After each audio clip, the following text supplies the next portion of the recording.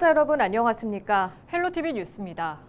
민선 8기 3년을 맞아 우리 지역 지자체장들의 공약 이행 현황 살펴보고 있습니다.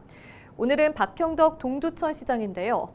민선 8기 동두천시의 대표 업적으로는 GTX-C 연장을 꼽을 수 있을 것 같습니다. 반면 의대 설립과 국가산업단지 조성은 정부의 전폭적인 지원이 필요해 보입니다. 이재필 기자가 보도합니다. 지난 2024년 1월 정부는 GTX-C 동두천 연장을 공식 발표했습니다. 동두천시가 예상사업비 530억 원을 자체 기금으로 해결하면서 물꼬를 튼 겁니다. 시는 GTX-C 연장에 대비해 환승센터와 도로 등 기반시설도 함께 건설한다는 방침, 오는 12월까지 관련 용역을 마무리할 계획입니다. 서울까지 30분 거리로 GTX-C 노선이 동천역에서 출발한다면 교통에 대한 인프라가 구성돼서 생활 인구뿐만 아니라 정주 인구가 좀 늘어날 것으로 기대를 하고 있기 때문에 저는 이것을 가장 우선 성과로 보고 있고요. 주요 공약 중 하나였던 반려동물 테마파크도 성과를 이뤘습니다. 지난해 9월 동두천시는 경기도 반려동물 테마파크 조성 사업 부지로 선정됐는데 오는 2028년까지 상봉암동 일대에 반려동물 테마파크를 조성할 계획입니다. 신천 친수공간 조성 공사도 마무리 단계입니다. 자전고도로와 제방 정비 등은 완료됐고 신천변 체육문화시설 조성 공사는 오는 2026년 6월 완료될 예정입니다. 하지만 해결해야 할 수건도 산적해 있습니다. 대표적인 게 지역 의대 설립입니다. 경기 북부 지역의 인구 1000명당 의사 수는 1.6명으로 전국 평균 2.2명에 한참 부족합니다. 특히 동두천시는 보건복지부에서 지정한 응급 의료 분야 취약 지역. 이에 박 시장은 열악한 의료 환경을 개선하기 위해 지역의 의대 신설도 공약했습니다. 하지만 정부의 선택에서는 번번이 외면당하고 있습니다. 현재 정부에서는 국립대 중심으로 의대 설립 운동이 일어났잖아요. 이 중 대진대학교는 유리한 사립대학교고 정부가 재정 지원 없이도 의과대학이 운영이 가능하기 때문에 우리 동두천에 대진대 병원이 있는 의대를 설립해 줘야 된다고 저는 생각을 하고요. 국가산업단지의 성공적인 개발도 정부의 적극적인 지원이 필요합니다. 현재 동두천시는 상패동 일원에 국가산업단지를 조성 중입니다. 지역의 미래 먹거리를 책임질 중요한 사업. 시는 정부에서 적극적으로 나서 국가산업단지 내 방산 클러스터를 유치해 줄 것을 요청하고 있습니다. 특히 박 시장은 70년 넘는 세월 동안 미군 기지를 수용하며 희생을 감수한 만큼 이제는 특별한 보상이 뒤따라야 한다고 강조했습니다. 국가가 우리 동천시의 시민에게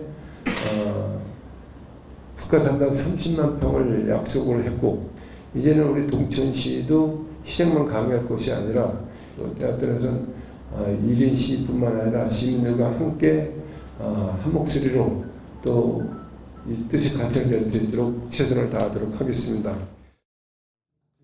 6월 말 기준 동두천시에서 밝힌 공약 이행률은 64%입니다. 남은 기간 시민과의 약속을 얼마나 지켜낼 수 있을지 관심이 집중됩니다. 헬로티비 뉴스 이재필입니다. 더불어민주당 양주시 지역위원회가 강수현 양주시장의 광역장사시설 강행을 규탄하는 성명서를 발표했습니다. 최근 양주시가 광역장사시설 대안부지 심사 결과 광정면 덕도 1위와 봉양 2톡이 부적격이었다고 밝히며 원안 부지인 방성 1, 2를 최종 후보지로 결정한 데 따른 것인데요. 성명서에는 대안부지 심사 결과를 요식행위라고 언급하며 잘못된 행정으로 시민이 반대하는 일을 벌였으면 사과하고 본인이 나서서 대안을 마련해 시민에게 제시해야 한다는 내용이 담겼습니다. 민주당 양주시 지역위원회는 모든 수단을 동원해 장사시설 추진을 백지화할 계획이라고 덧붙였습니다.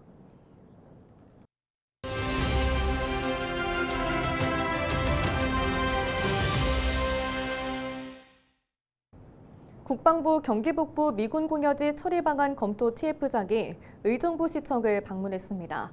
이번 방문은 지난 1일 이재명 대통령이 국방부에 경기북부 미군 반영 공여지 처리 전향적 검토를 지시하면서 이뤄진 건데요. 김동근 의정부시장은 이 자리에서 의정부시에 필요한 구체적인 내용을 제시했습니다. 어떤 이야기가 오가는지 자세한 내용 김동근 시장을 만나 들어봤습니다.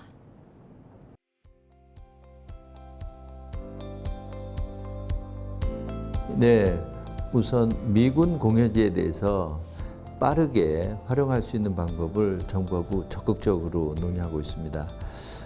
우리 의정부시에서는 캠프 스탠리에 조속한 반환을 요청을 했습니다. 그리고 또 캠프 레드 클라우드에 같은 미군 공여지에 대한 무상 임대 혹은 장기적으로 굉장히 긴 기간 동안에 돌려줄 수 있게끔 하는 부분들, 그리고 무엇보다 미군 공여지에 대한 규제를 풀어달라고 하는 것들을 저희가 제안을 했습니다. 경제자유구역으로 현재 CRC 그리고 캠프 카일이 최종 후보지로 올라가 있는데, 경제자유구역 같은 것들이 빨리 결정이 된다면 여러 규제들이 풀어질 것입니다. 그리고 또 중요한 것이 캠프 레드 클라우드처럼 이렇게 규모가 큰 25만 평 정도 규모가 되는 곳에는 여러 국가기관이 관여하게 됩니다. 정부 중앙부처만 하더라도 한 5, 6개 부처가 직접적인 이해관계가 있어서 통합할 수 있는 그런 조직을 만들어서 대처해달라고 하는 그런 요청사항을 했습니다.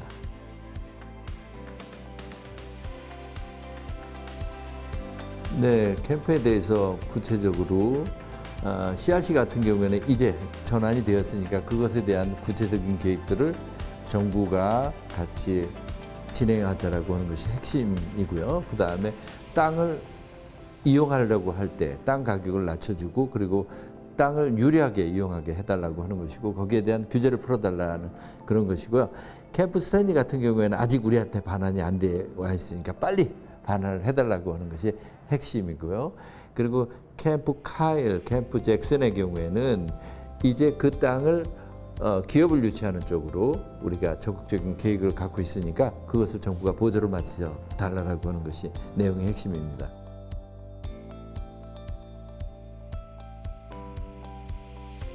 TF팀에서도 아주 적극적으로 경청을 하고 있습니다. 결국 그 땅을 의정부시뿐만이 아니고 국가의 굉장히 좋은 자원으로 활용을 해야 되는데, 핵심은 그렇습니다. 우리가 시간적 가치의 문제입니다. 좋은 땅을 빠르게 개발을 해야 그것의 가치가 높여져 가게 되죠. 그래서 어떻게 속도를 같이 낼 수 있느냐라고 하는 부분에 있어서 머리를 맞대고 있기 때문에 저는 상당히 진척이 되리라고 보고 있습니다.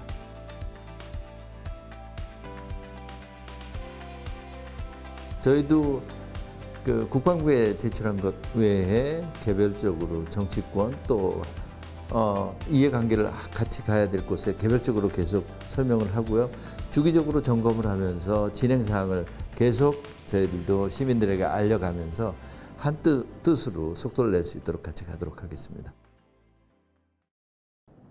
경기도는 지난 16일 오산에서 발생한 고가도로 옹벽 붕괴 사고를 계기로 유사시설에 대한 긴급 전수점검을 실시한다고 밝혔습니다. 도는 오는 20일까지 시군과 합동으로 옹벽의 배부름, 균열, 침하 등의 이상 여부 등을 점검하기로 했습니다. 도는 이상 징후가 발견된 곳은 보수 보강 등 긴급 조치할 계획입니다. 이와 함께 호우로 인한 붕괴 가능성이 있는 민간 소유 건축물 부지에 설치된 옹벽도 관련 부서와 협의해 점검 대상과 방식 등을 정한 뒤 추가로 점검하기로 했습니다. 지난 17일 파주시 파평면 양돈농가에서 올해 4번째 아프리카 돼지열병이 발생했습니다.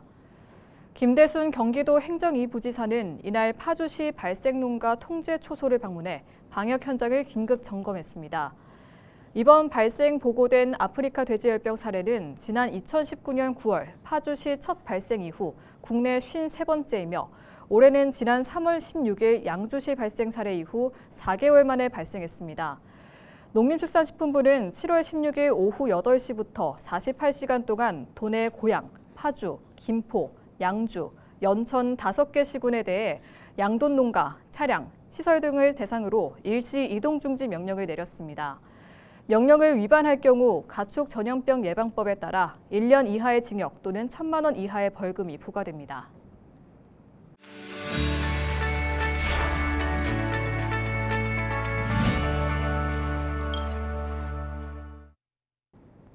우리 지역 국회의원들의 한 주간 활동 상황을 살펴보는 국회는 지금입니다. 지난 16일 정성호 법무부 장관 후보자에 대한 인사청문회가 진행됐는데요. 정 후보자가 SNS를 통해 소회를 밝혔습니다. 정 후보자는 긴 시간 청문회를 지켜봐 주신 국민들께 진심으로 감사드린다며 청문회 자리에서 밝힌 것처럼 법무부 본연의 책무를 다하기 위해 최선을 다하겠다고 다짐했는데요.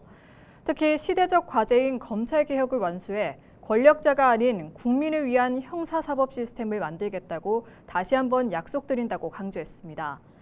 마지막으로 법무행정의 혁신과 검찰개혁을 차근차근 이뤄가겠다며 오직 국민만 바라보며 국리민복을 위해 전념하겠다고 덧붙였습니다. 이재강 국회의원이 의정부 신곡 이동 주민총회에 참석했다고 18일 밝혔습니다. 이 의원은 신곡 이동 주민자치회가 최근 경기도 주민자치 우수사례 한마당에서 우수상을 받은 점을 강조했는데요. 이 의원은 주민들께서 직접 지역의 현안을 논의하고 마을의 미래를 함께 그려온 과정 하나하나가 풀뿌리 민주주의 그 자체였다고 밝혔습니다. 이어 신곡 이동이 경기도를 넘어 대한민국에서 가장 모범적인 마을이 되기를 응원한다며 앞으로도 주민 여러분과 함께 의정부의 풀뿌리 민주주의를 착실히 다지겠다고 덧붙였습니다. 김성원 국회의원이 동두천 통장협의회와 만나 생연동 하수관로 관련 면담을 진행했다고 18일 밝혔습니다. 이번 면담은 동두천 통장협의회 회원들이 국회를 방문해 진행됐는데요. 김 의원은 생연 1동과 중앙동 일대는 하수 처리 인구의 34% 이상이 거주하고 있음에도 오수가 제대로 분리되지 않아 주민 생활에 큰 불편을 겪고 있다고 지적했습니다. 이어 동두천 주민들의 불편 해소를 위해 하수관로 분류화 사업은 반드시 추진돼야 한다며 현재 11호 설계를 진행 중인데 반드시 본공사로 이어질 수 있도록 최선을 다하겠다고 강조했습니다. 지금까지 국회는 지금이었습니다.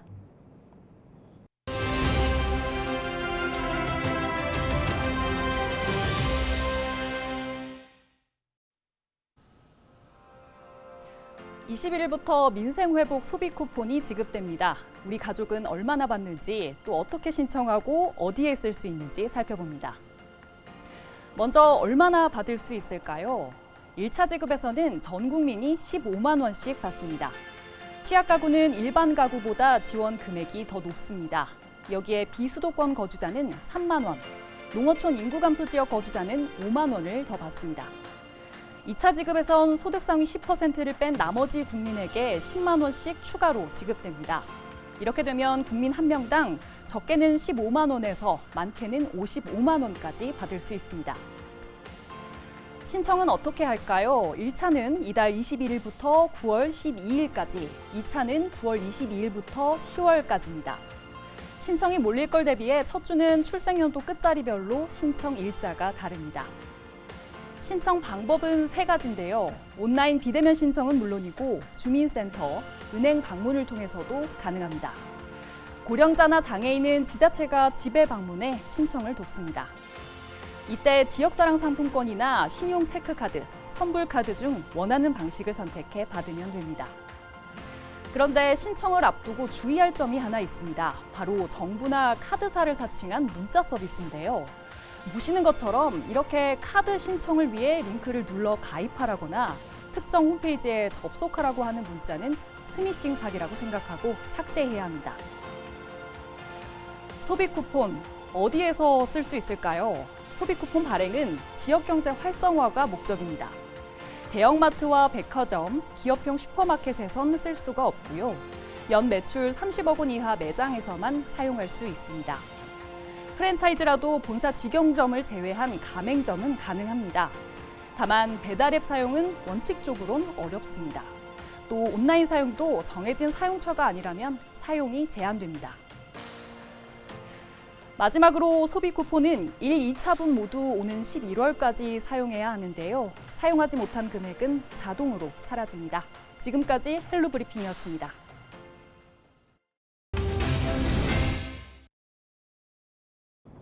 이상으로 뉴스를 마칩니다. 시청해주신 여러분 고맙습니다.